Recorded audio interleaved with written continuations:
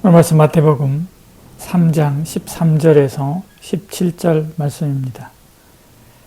이때 예수께서 갈릴리로부터 요단 강에 이르러 요한에게 세례를 받으려 하시니 요한이 말려 이르되 내가 당신에게서 세례를 받아야 할 터인데 당신이 내게로 오시나이까. 예수께서 대답하여 이르시되 이제 허락하라. 우리가 이와 같이 하여 모든 의를 이루는 것이 합당하니라 하시니 이에 요한이 허락하는지라.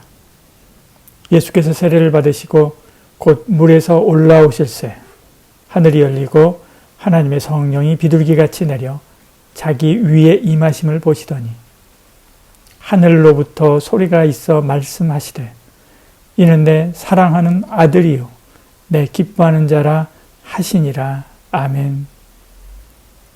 예수님께서 요단강에서 세례를 받으심과 하늘에서 들려오는 음성에 관한 말씀입니다. 예수님은 갈릴리 나사렛에 계십니다. 세례 요한은 요단강 건너편에 있는 베다니에서 세례를 베푸셨죠. 예수님은 세례를 받으시기 위해 먼 거리를 여행해서 찾아가시는 것입니다. 사실 요한의 말대로 그가 예수님의 신발끈을 풀어줄 수 없을 만큼 크고 위대하신 분입니다. 이스라엘의 최고 지도자 모세도 시종에 불과합니다. 요한은 그 예수님을 알아보고 세례하는 것조차 거부하지요. 4절에 말씀합니다. 요한이 말려 이르되 내가 당신에게서 세례를 받아야 할 터인데 당신이 내게로 오시나이까. 주님은 낮추셨습니다. 그리고 친히 세례 요한에게 맡겨주신 사역, 그 사역을 존중해 주시지요. 그를 세워주셨습니다. 낮아지신 주님, 이것이 주님의 주님 되심입니다. 이처럼 낮아지신 주님을 따른 그리스도인도 역시 낮아지는 삶을 살아야만 합니다. 시선이 낮은 곳을 향해야 하고 우리의 손과 발이 낮은 자들을 붙잡고 돕고 섬기는 삶이어야 합니다. 요한의 세례는 회개의 세례였습니다. 회개의 세례는 죄인에게 베푸는 세례입니다. 모든 사람이 죄인이기에 누구나 회개의 세례를 받아야 합니다. 그러나 주님은 그렇지 않지요. 죄 없으신 분입니다. 죄를 알지도 못하신 분입니다. 그러므로 필요 없습니다. 요한의 대답이 그것을 증명하지요. 14절에 말씀합니다. 요한이 말려 이르되 내가 당신에게서 세례를 받아야 할 터인데 당신이 내게로 오시나이까. 요한은 오히려 자신이 주님께 세례를 받아야 함을 말합니다. 그러나 주님은 세례를 명령하십니다.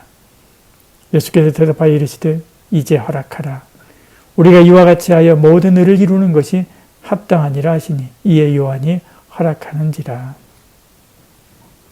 죄가 없지만 죄인처럼 그동안 30년 동안 사신 것입니다.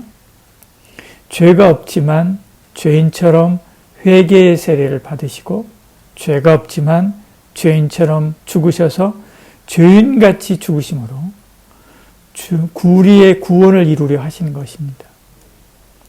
그 주님을 믿음으로 우리는 죄가 있지만 죄가 없다고 선언되었고 죄가 있지만 죄로부터 해방되었고 죄가 있지만 죽지 않고 살아서 구원에 이르게 된 것입니다.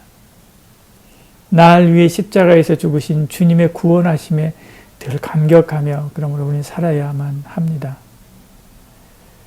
주님께서 세례를 받고 물에서 나오시자 하늘에서 음성이 들려옵니다. 16절, 17절입니다.